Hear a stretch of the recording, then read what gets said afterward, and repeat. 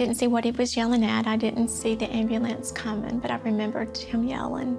That was the last thing I heard from him. There's more to life than we imagine, and Landon Whitley has demonstrated this profoundly. Beyond our universe, heaven and hell are real, and this young boy experienced the former 3 times. While the world thought he was dead, each time he woke up from being completely unconscious and unresponsive, he brought back a message from Jesus himself. This message is so important that Landon isn't the only one sharing his near-death experience. 2 other children and a young man have also claimed to have seen Jesus while presumed dead. What did Landon and the other witnesses reveal, and why did they need to die to see the unseen? Join us as we uncover the terrifying message they were told to deliver to the world. The boy who died 3 times. Landon Whitley was only 8 years old when he had the first of his 3 encounters with Jesus Christ. It all started one Sunday morning in 1997. Landon got into his parents' car, a Pontiac, with his mom, Julie, and dad, Andy, unaware of what would happen during their drive. They were on their way home from church with Andy driving. Suddenly, something terrible happened. An ambulance crashed into their car at an intersection, hitting the driver's side where Andy was sitting. Unfortunately, Andy died right away, but the rescuers were quickly able to help Julie out of the car. After the crash, unaware there was a child in the vehicle, they didn't see Landon at first because the car was so damaged. Landon was sitting behind his dad, and because the car crashed inwards, his body was hard to find. Julie remembers that the rescuers saw Landon's shoe first, and then they searched deeper and found him. When they pulled Landon out of the car, he wasn't breathing. The rescuers worked quickly to help him breathe again. Landon's journey was just beginning, and he would need all the help he could get. Landon was brought back to life and rushed to the hospital in a special helicopter called a life flight. He was in very bad shape, and his body stopped working 2 more times that day. But the doctors and nurses were able to bring him back to life again both times. Even though they were able to save his life, the doctors told Julie that they didn't think Landon would survive. They said that if he did manage to live, his brain would be very damaged and he would be like a baby again. He wouldn't be able to walk, talk, or eat on his own. Julie was so desperate to have her son back that she would have accepted even that outcome just to have him alive. Julie was feeling a lot of pain and sadness when she had to say goodbye to her husband at his funeral. She felt like God had abandoned her, and she didn't understand why this tragedy had happened. She was angry and hurt, and she asked God why he hadn't sent angels to protect them. But even in her sadness and anger, Julie was still praying to God with all her heart, begging him to please let Landon live.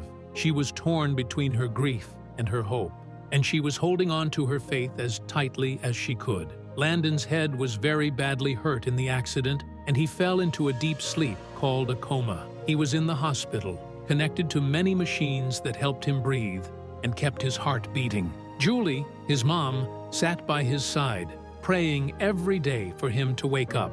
But for 2 weeks, there was no sign of improvement. The doctors saw nothing that gave them hope. Julie kept praying, begging God to let Landon open his eyes again. Then something unexpected happened. After 2 weeks, Landon's eyes opened. The doctors were shocked and happy, and Julie was overjoyed. But what was even more amazing was that Landon had no brain damage at all. He was going to be okay, but Julie knew she had to break the news of Andy's death to Landon. She was afraid to hurt him even more, but she knew she had to tell him the truth. Julie asked Landon if he knew where his dad was, and Landon replied that he had seen him in heaven. Landon remembered his time in heaven clearly, even years later. He said he saw his dad and also some friends who had died before him. They were all standing together, not saying a word, but just being together. Landon also told his mom that he saw 2 other children in heaven, and Julie was shocked because she had never told Landon about the 2 miscarriages she had before he was born. Landon's story is a miracle, and it has stayed with him all these years. He remembers the accident, the coma, and his time in heaven, where he saw loved ones who had passed away. Julie is grateful that her son is alive and well, and she knows that their faith and prayers helped them through the darkest time in their lives. Landon has a special memory from his time in heaven. He remembers seeing two children who he knew were his brothers and sisters, even though no one had ever told him about them. He says that in heaven, you just know who people are, and you know they belong to you. Landon had 3 different experiences in heaven each time he died and came back to life. The 3rd time was special because he met Jesus, who gave him a terrifying message and an important job to do. Jesus told Landon that he had to go back to earth and be a good Christian. He also gave Landon the message of his existence and told him to tell others about him. Landon says it was like getting a sneak peek of a movie where you only see a few parts of the story, but he knew what he had to do. Many years later, in 2019, Landon and his mom Julie started sharing their story with others who were hurting and needed hope.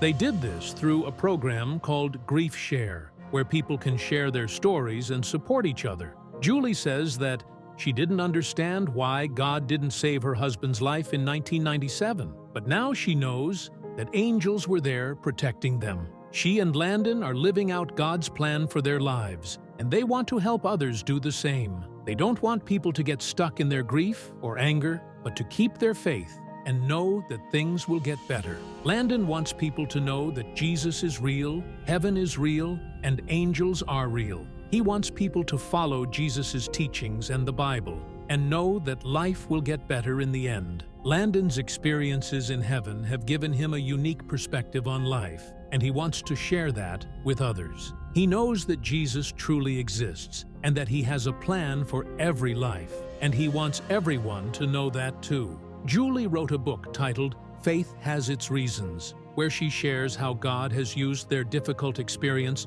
to bring others closer to him. She is grateful to see her son Landon sharing his story with others, telling them about Jesus and the heaven he experienced. Julie says it's a huge blessing to see Landon spreading the word about Jesus, and she knows it's because Landon has a personal connection with him.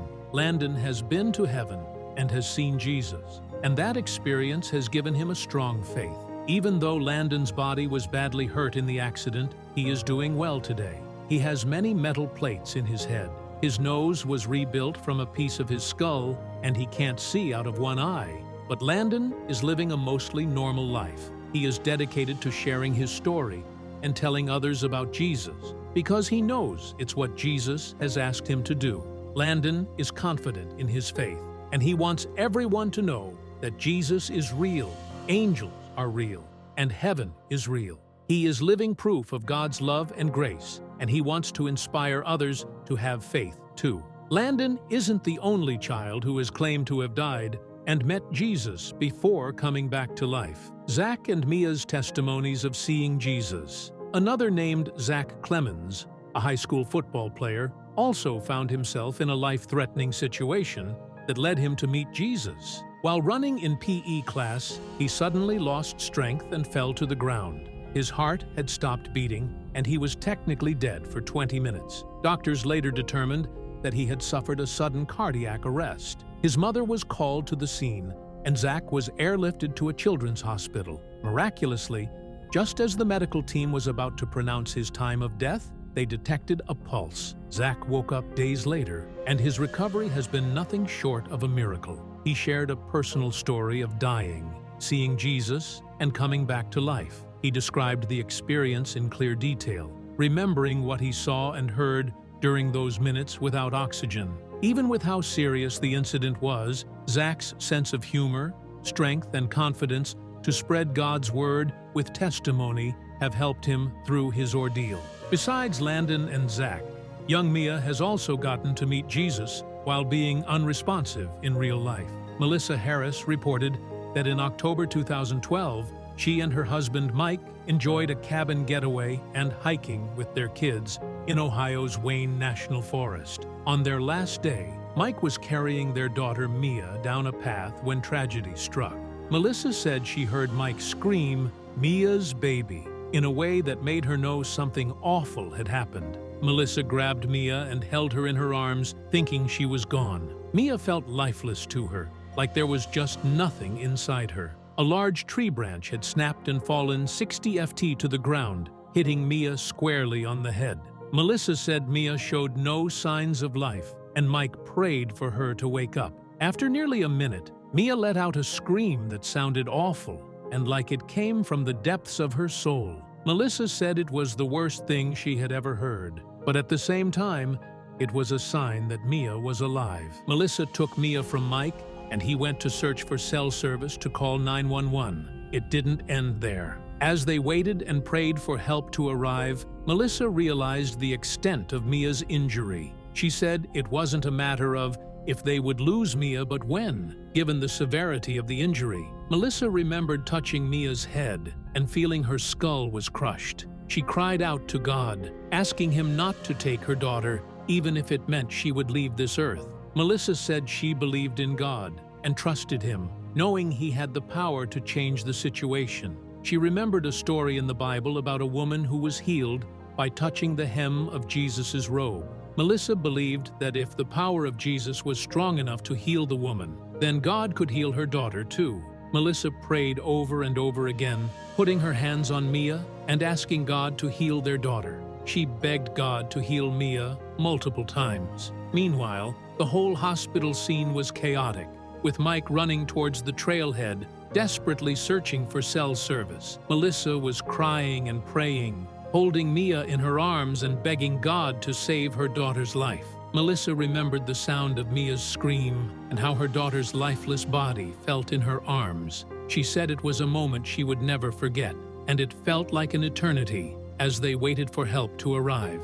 Melissa did not believe this could be happening to their family. She described the feeling of hopelessness and helplessness, but also the strength of her faith in God. Melissa also remembered the words of the Bible verse she had read, that Jesus told someone her faith had healed her. Melissa believed that if Jesus had the power to heal the woman in the Bible, then he could heal Mia too. First responders finally arrived at the scene and rushed Mia to a nearby hospital. Mike followed in his car, but stopped to call his church staff to pray. He wanted them to intercede on behalf of his daughter, pleading with God to perform a miracle. As Mike prayed, the words spread quickly through his church leadership, both locally and internationally. People around the world were praying for Mia, asking God to intervene and save her life. Mia was put into a medically induced coma and transported to Nationwide Children's Hospital. The doctors confirmed that she had suffered a traumatic brain injury,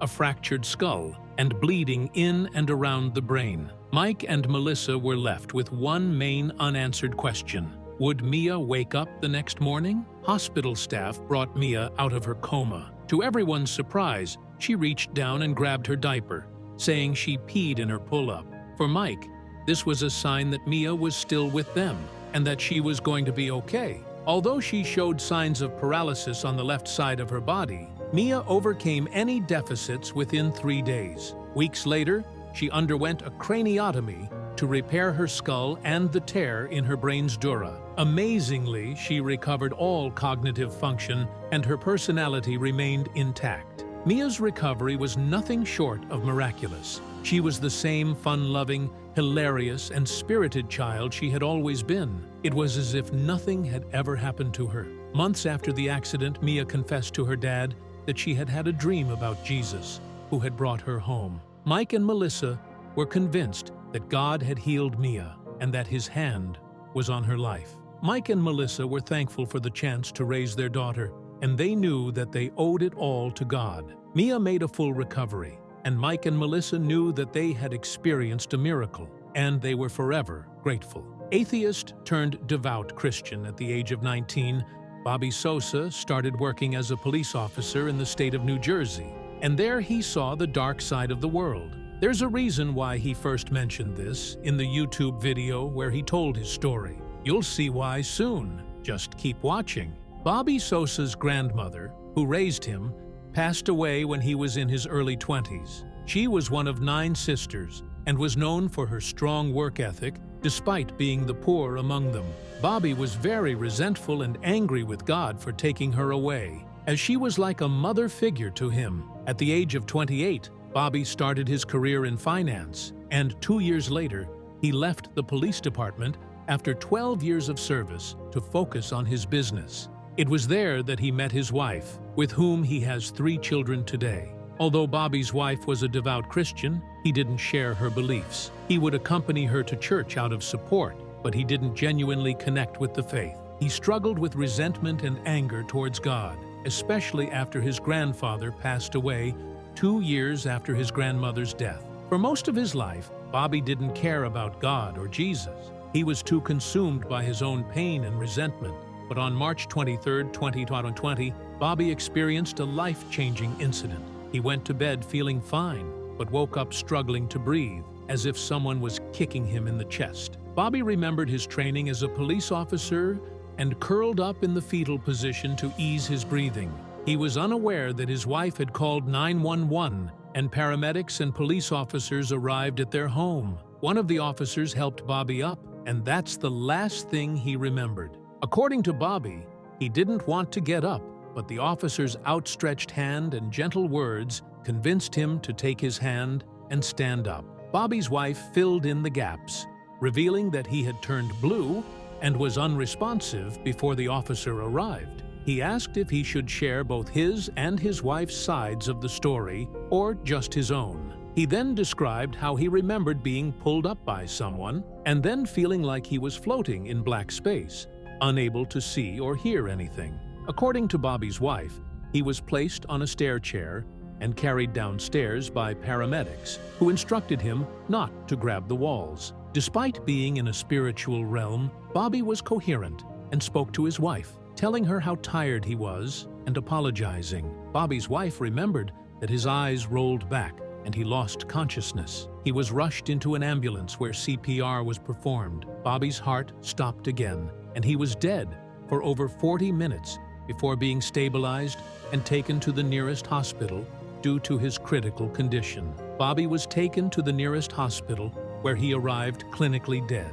His wife, a retired EMT, was only allowed to visit him for 5 minutes every hour due to hospital restrictions. Bobby later met the first responders who saved his life and learned that he had been clinically dead upon arrival at the hospital. Bobby Sosa's wife was not allowed to stay with him in the hospital due to the lockdown in New Jersey, but she was able to visit him briefly, and during one of those visits, she fervently pleaded with him to come back to life. She remembers whispering in his ear that he shouldn't dare die on her. She mentioned she was too young to be a widow, so he had better get up and come back. But despite her efforts, things didn't get better. Bobby's condition worsened, and he lost consciousness again. The medical staff informed Bobby's wife that she should say her goodbyes because they were unsure if he would survive. But their spiritual mentor intervened, advising her to speak life into him and not listen to the nurses. With renewed determination, Bobby's wife entered his hospital room,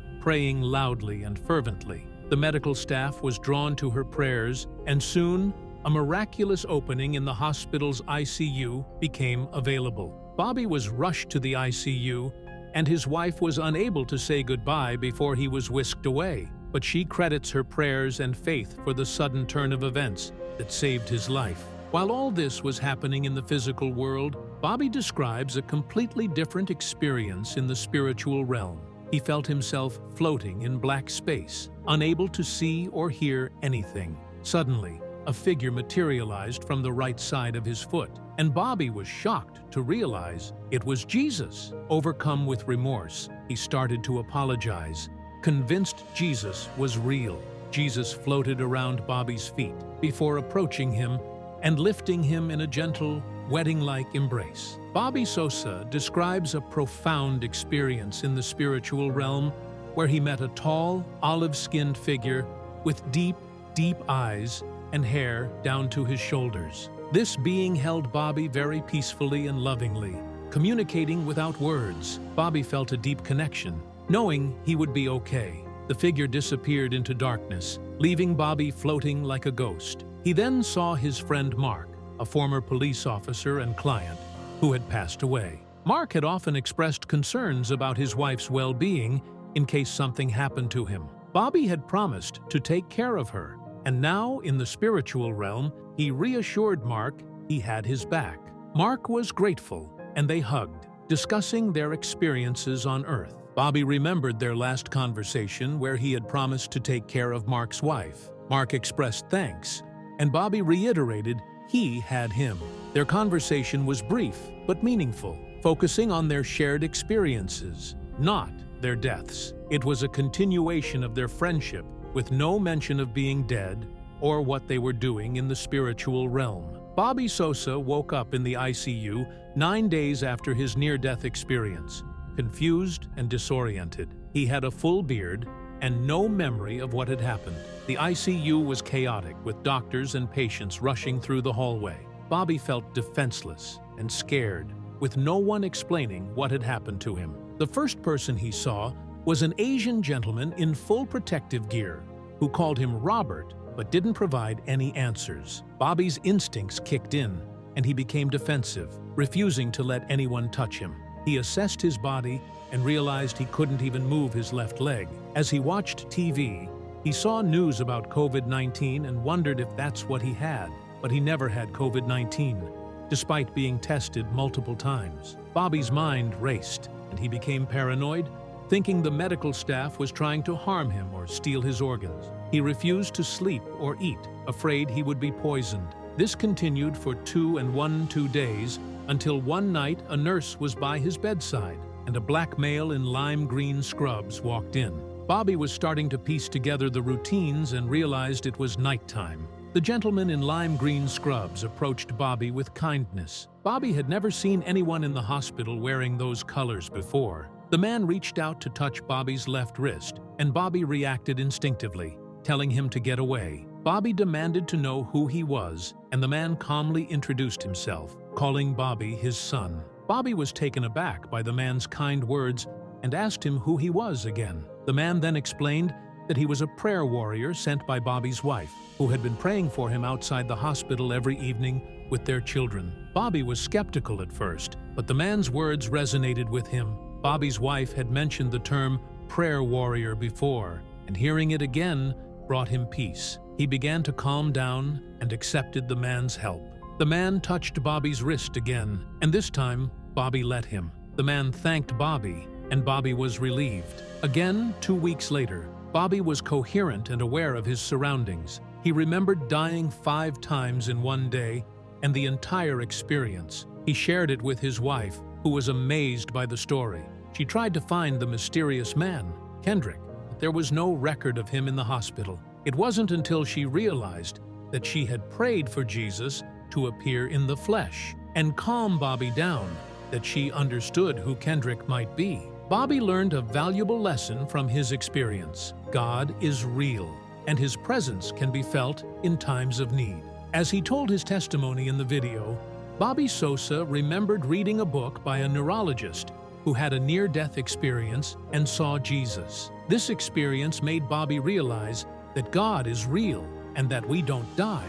We pass on to another life. When we pass on, we lose 5 emotions: worry, doubt, fear, pain, and suffering. These emotions are gone, and we gain peace and an overwhelming love that cannot be described. Bobby experienced this love when he crossed over and came back to life. 3 weeks later, he told his wife that he didn't mind dying again because the love he experienced was so beautiful and pure. Bobby learned that there is nothing to fear about the unknown because he knows what the other side is like. He wants to share his experience with others to bring them peace and comfort. Bobby believes that everyone has their own journey and may not know where they are in their life. He wants to share his testimony with others so they can understand that there is peace, tranquility, and love on the other side. Bobby's experience changed his life. He was once aggressive and always kept himself busy. Bobby's experience also made him realize that we are born with only 2 fears: the fear of falling and the fear of loud noise. Everything else is influenced by our experiences and environment. When we cross over, we gain pure love, and it's like a blanket that wraps around us, giving us peace. Bobby Sosa said that his life has changed dramatically since his encounter with Jesus. He now shares his testimony with everyone he meets, as he doesn't know what others may be going through. He is happy to have received positive feedback from people who have been inspired by his story. Bobby said that some people have shared their concerns about loved ones who are dying or have passed on, and he's been able to offer comfort and reassurance, even describing details about their loved ones that only they would know. Bobby then personally reached out to his biological mother, stepfather, and biological father, and now their relationships are respectful. He noted that forgiveness is for our own benefit, not others, and he's learned to prioritize relationships and make time for loved ones. His job is no longer the center of his universe. Lastly, Bobby said that he's come to understand that he's not in control of his life. Jesus and God are. When things don't go as planned, he trusts that another door will open, and life becomes less stressful when we surrender to a higher power. Bobby concluded that he's learned to shrug his shoulders when things don't go his way, trusting that it's all part of the plan. His experience has given him a new perspective on life, and he hopes to inspire others to find peace and trust in a higher power.